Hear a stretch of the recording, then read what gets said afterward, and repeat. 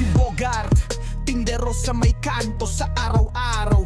Dami kong suki dito, isa na si Lando, laging may dalang supot. Bola-bola kay Elsa, paborito raw ni Mrs. To.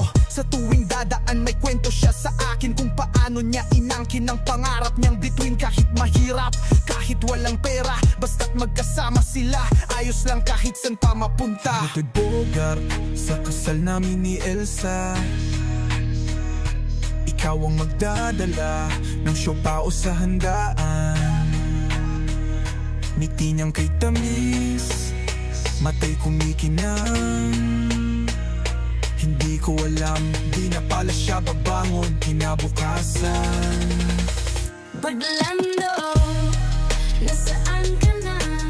Saan ka dinala ng tadhana? May bulong sa kanto, ingay ng bayan sa eskinite, may dugo ang katawan. Isang gabi, may sigaw na dumagundong, mga tao'y nagtakbuhan sa dilim, may anino. Elsa raw ay sinaksak, iniwan sa eskinita, tila hayop na pinatay, walang awang biktima. At nang dumating si Lando, mukha'y walang dugo, nakanganga nanginginig, di makapaniwala rito. Sa kanyang bisig, yakap ang bangkay, lumuluhang sumisigaw, Diyos ko bakit siya pa? Balando, nasaan ka na? Saan ka dinala ng tadhana? Wala nang Elsa, wala nang saya, iniwan kang lumuha sa mundong makasalanan.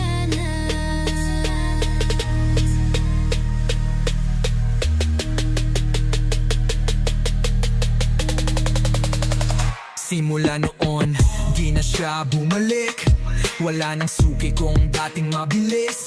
Sa huling beses ko siyang nakita, hubad sa ulan, sumisigaw sa gitna ng kalsada. Sabi ng ilan na wala sa sarili, baliw na raw si Lando, wala nang matitirhan.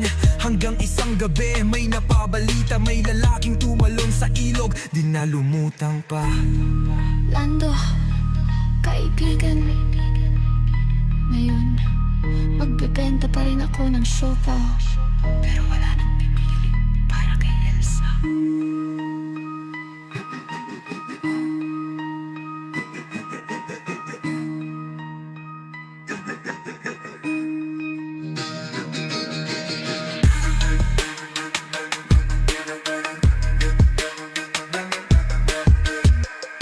Pinawala ng